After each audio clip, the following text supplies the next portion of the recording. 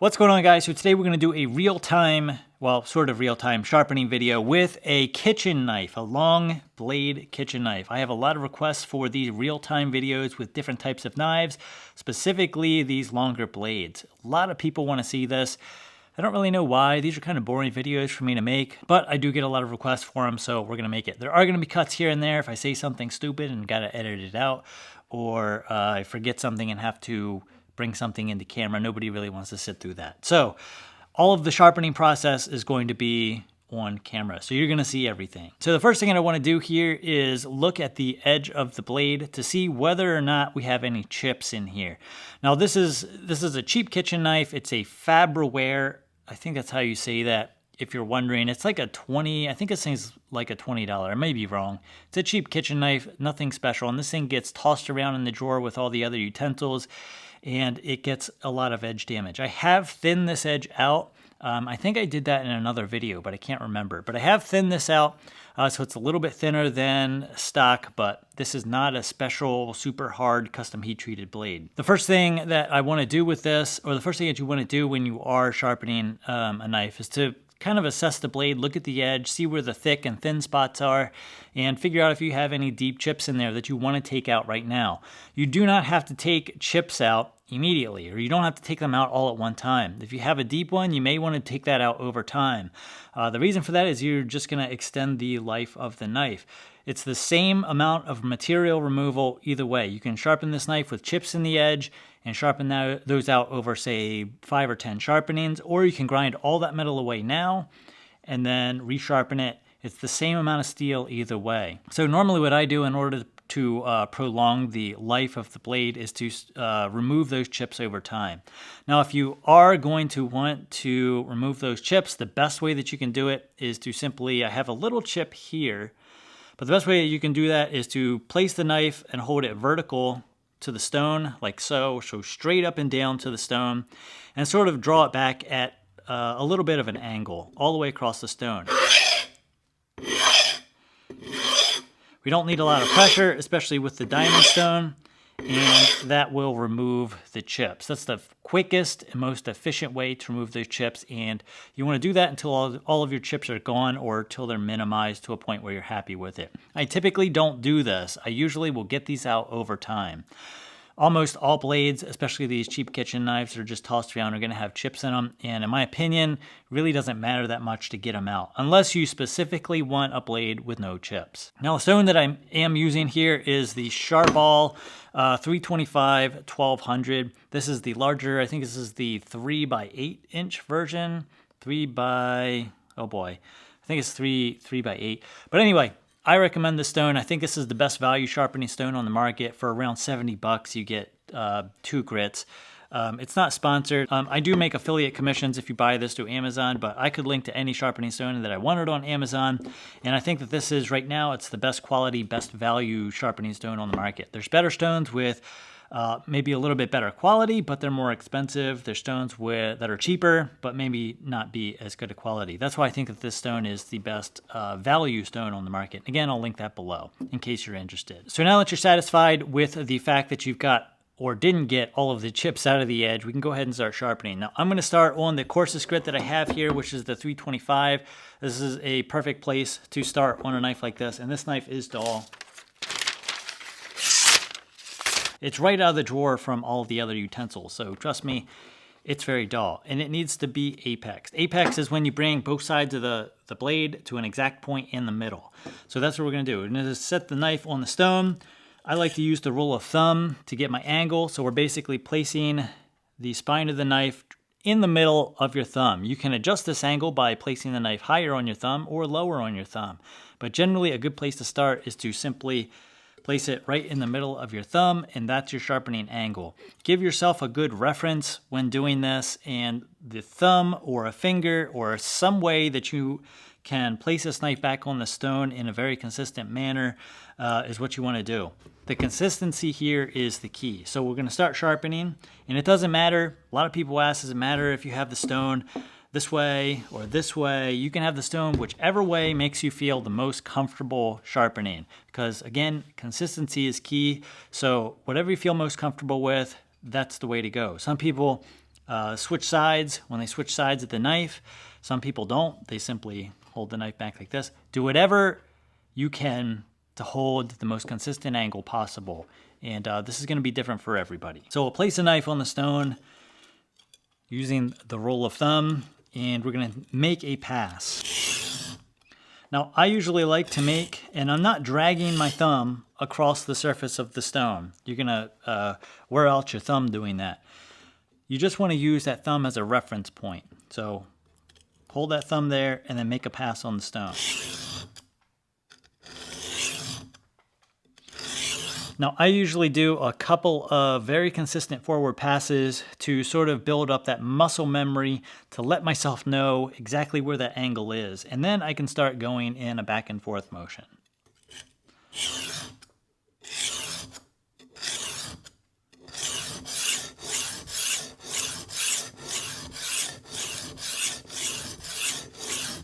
Now, one of the reasons that a lot of people wanted to see a larger knife like this is because they feel like they run out of stone with larger knives. If you feel that way, and what I mean by that is that you end up making a pass and you don't end up getting the entire blade on the stone. Now, with this 8x3, you'll usually have plenty of space in order to make a complete pass on the stone, even with larger knives like this. But if you don't, if you're using smaller stones, another way that you can do this is to simply work the blade in sections. You don't have to make an entire pass with the entire knife every single time. So what I mean by that is place the knife on the stone. You can see how the entire blade is not making contact with the stone. Work the blade in sections. And this may end up being a good place to start for some of you because it allows you to remain more consistent when doing this. So just work the blade, split the blade up into 2 sections and work each section at a time. Now you can move out.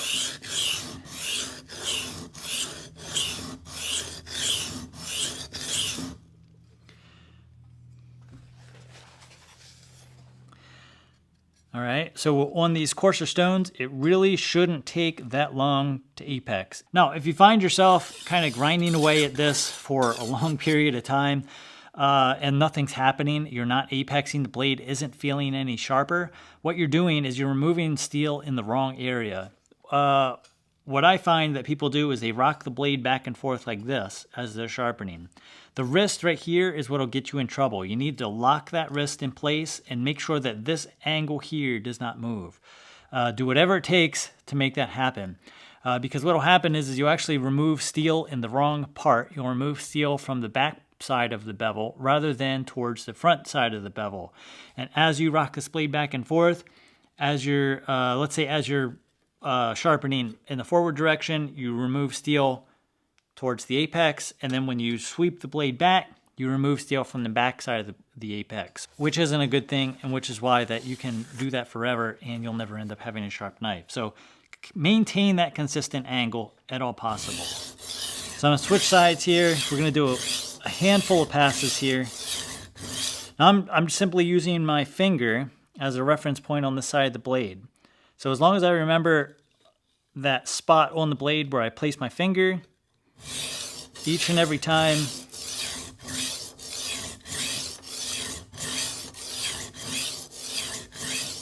then you'll get a nice consistent angle.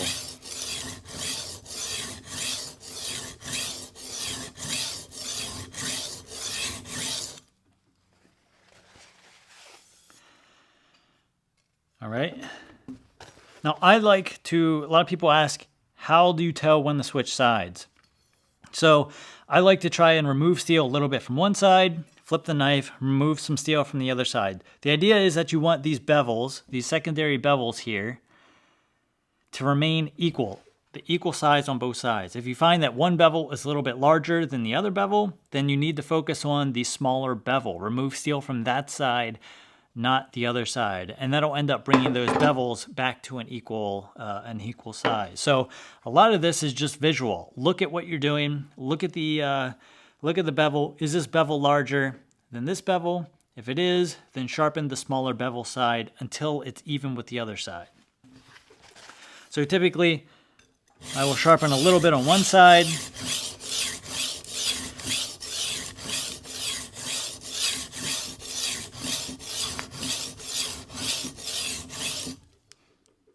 I'll check it out. And then we'll look at the other side and I'll flip the sides.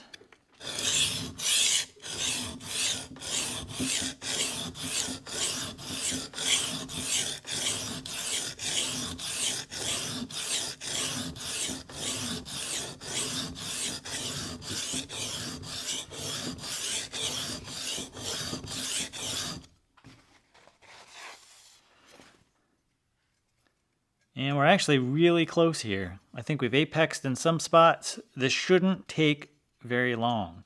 What I've noticed here is that I'm apexed up top. I can feel a burr, but as I start to get down towards the heel of the knife, I am not apexed down there. This is a very simple fix. Basically what we want to do is focus on this area, on the stone. We don't need to sharpen up here anymore. So we'll look at our bevel size. It looks like I'm pretty even, so we'll do a little bit on both sides here.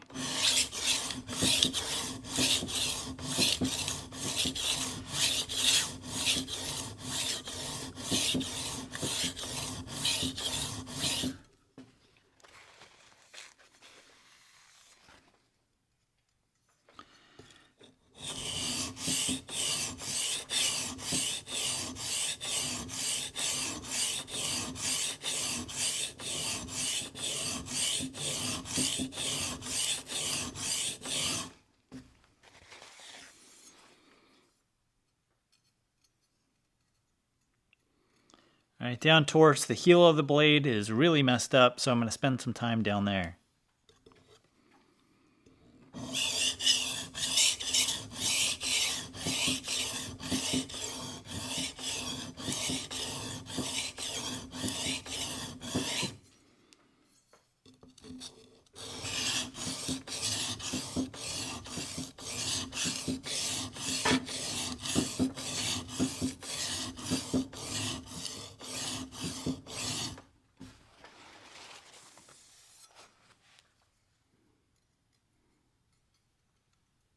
All right, gonna double check. I may have a spot right up here towards the tip. Check the bevel size, it's about even.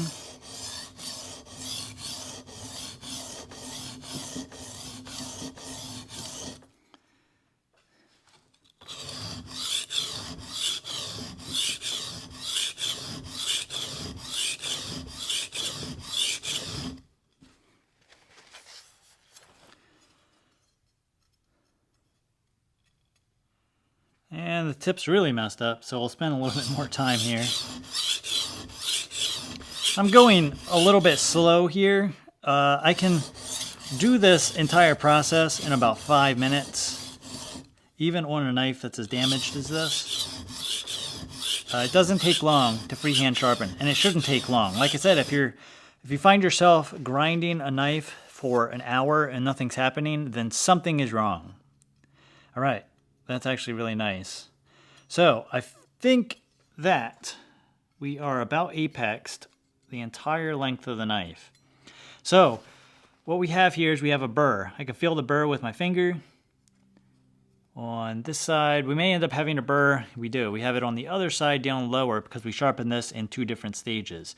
So take your finger and swipe it up either side of the blade, and you should feel just a little bit of a catch towards the apex. You should feel something catching your finger. You can use your fingernail if you want. A lot of times it'll drag on your fingernail.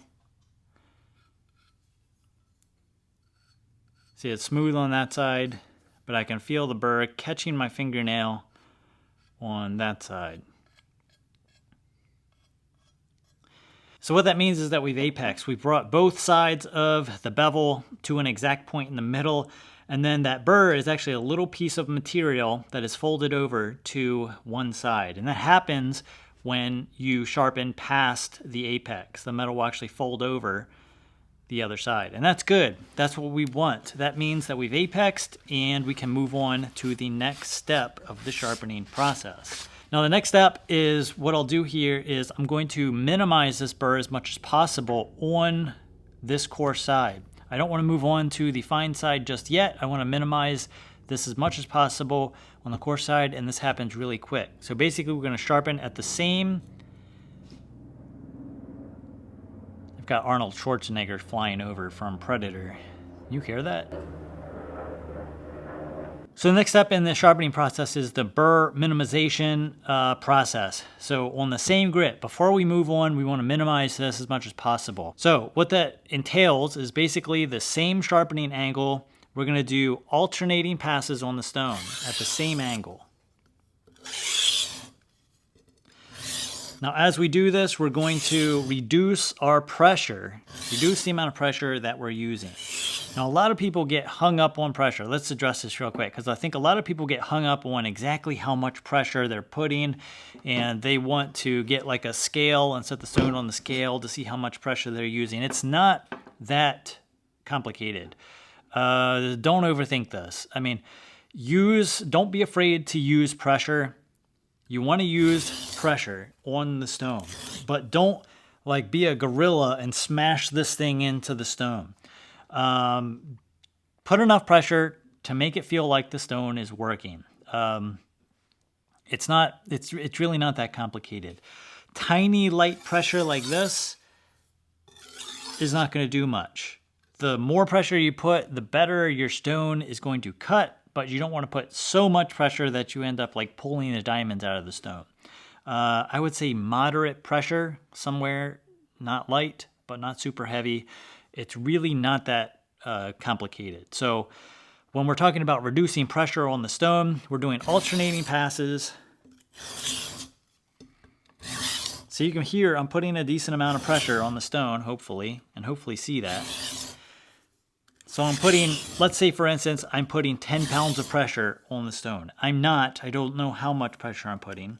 So every pass, every alternating pass, we're going to lighten up that pressure, meaning we're going to put 9 pounds of pressure, now 8 pounds of pressure, now 6 pounds of pressure, 5, 4, 3, so on and so forth.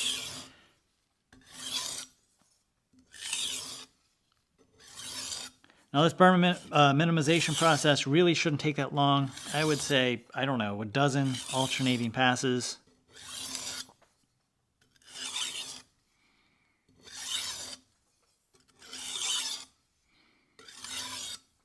And our burr is definitely minimized. Actually feels pretty good. We might be at a paper cutting sharp. So we have some chips in there, but that's not bad for right off of the stone. So now what we can do, we've minimized our burr. We can either, at this point, we can go directly to the strop and strop this thing, and we've got a really nice coarse grit edge. Or we can flip our stone, which we might as well do, and go to the fine side. A lot of people ask me when to move on to the next grit. You do not want to move on to the next grit until you've completely apexed, and we're just going to go ahead and go extreme here till you've completely apexed and minimized the burr on your coarsest stone. At this point, your knife is apexed. It is sharp, and it should be sharp coming off of your coarsest stone. If your knife can't do this coming off of your coarsest stone, it's not going to get any sharper going on to a finer stone. You've got to get your knife sharp on that coarse grit before you move on. And I think this is the biggest mistake that people make in the beginning is they'll move on to, or they'll start on a stone that's too fine, and then they'll move on to finer stones before their apex. And essentially you're working against yourself because you're trying to apex something, you're trying to remove material on a stone it's just not designed to do that. You want to remove material on your profiling on your very coarse grit stone. Now, once you have that done, move on to the fine side. Now, fine diamond stones like this 1200 here, the finer the diamond stone, the quicker they're going to wear out. These coarse grit stones will last a very long time, but the fine sides are the ones that wear out the quickest. So that's why I recommend doing all of your work, or as much work as you can, on the coarse side.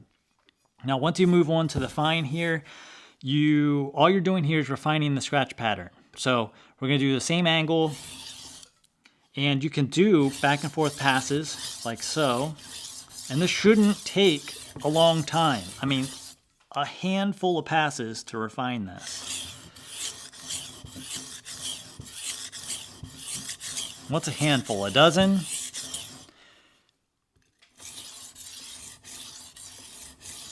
Now you are going to raise another burr when you do this, but that's okay.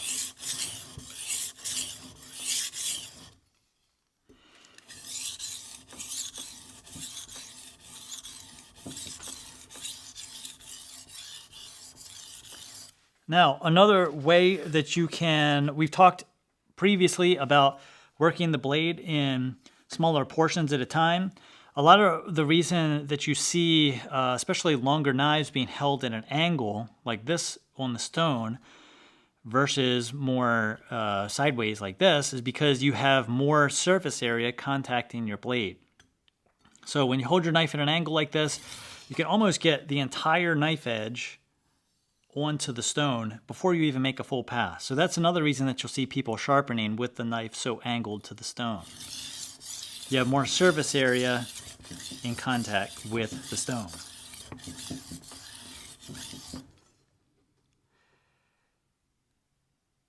So that side actually looks pretty good. Maybe a little bit down here. Like I said, this does not take that long. And I can do this in seconds if I'm not making a video.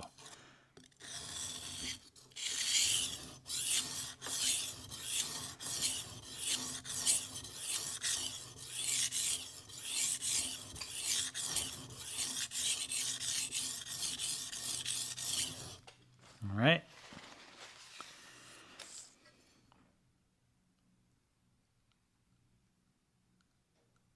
Now I can see with my naked eye here that we've refined the scratch pattern on both bevels to this 1200 grit.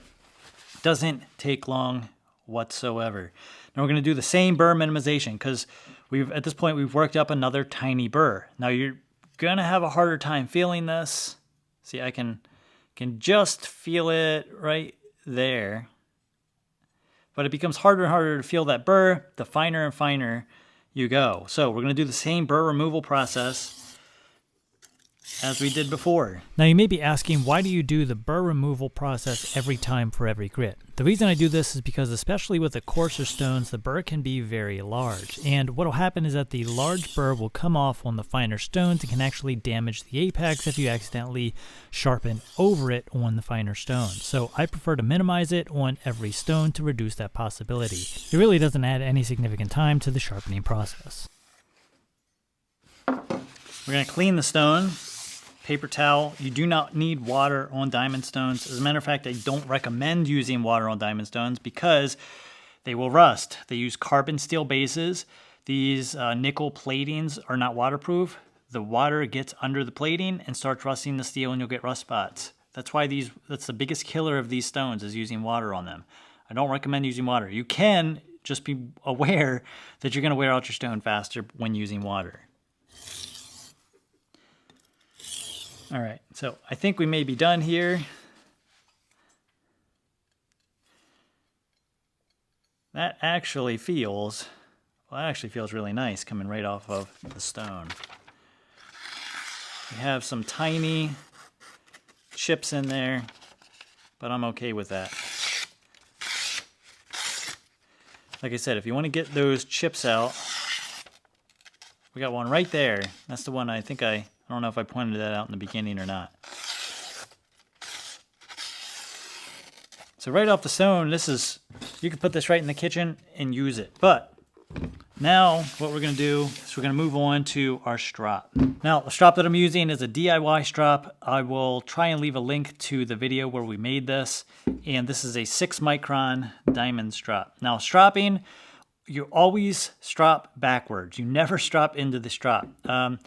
I normally don't say this in my stropping videos because it seems pretty obvious to me, but for those of you who are new getting into sharpening, always strop back, never into the strop. You want to strop at the same angle you sharpened at, and depending on the stiffness of your leather, It's going to really depend on how much pressure you put into it. But I don't use insanely light pressure. I use maybe, I'll say light to medium pressure. I put enough pressure on here to make it look like I'm doing something. Again, don't overthink this. I think a lot of people will hear things like, oh, well, you'll round over your edge and things like that.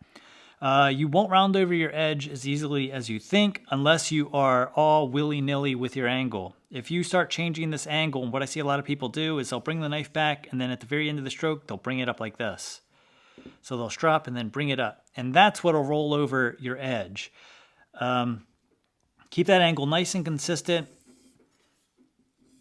And I like to use, sometimes I'll do a couple passes in a row like this, but I think what actually works best is the alternating passes. This will remove any remaining burr that you may have on the knife.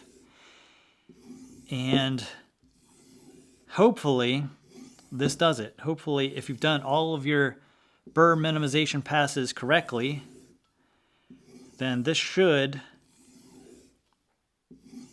get rid of any remaining burr.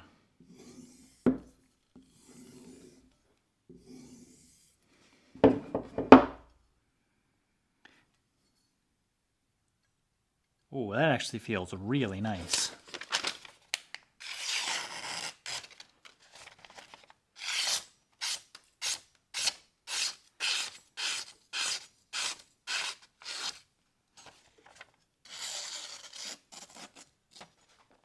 I don't know if it's paper towel cutting sharp. Might have to strop it a couple more times for that, but... Oh, actually it is. That's a cut. It's a cut. That's pretty good. I mean, I think we've got a couple of nicks in there, chips, that are holding this up, but that's pretty sharp for the amount of time that we spent on it. And this is usually all I do. I mean, it actually does really feel nice. So that's it. This entire process does not take that long. I know we've discussed a lot of things in the video, but we could do this over again, and let me demonstrate this. I'm gonna have to stand up for it. Let me adjust the camera, and I wanna demonstrate the real-time effectiveness of this method. All right, so we're gonna redo this. We're just gonna thaw this again. Yep.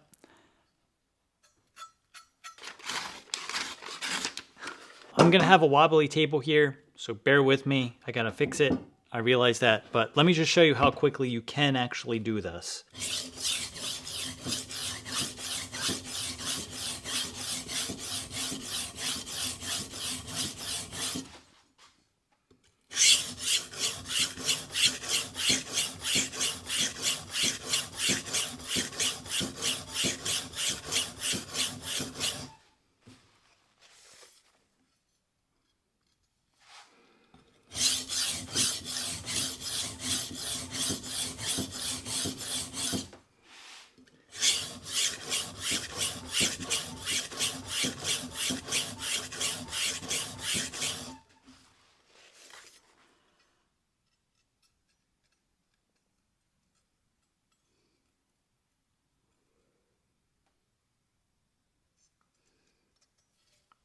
All right.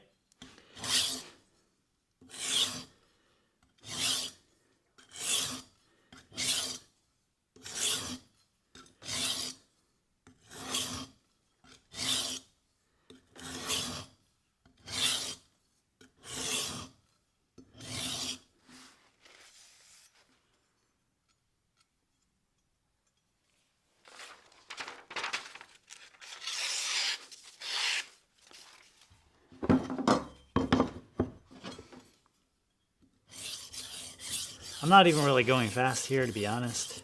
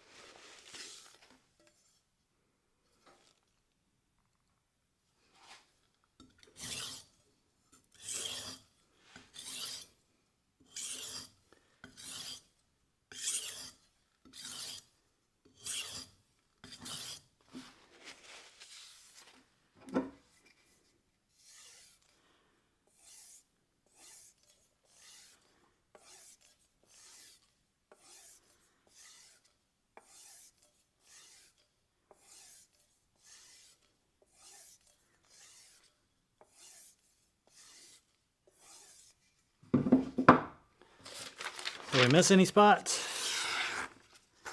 Nope.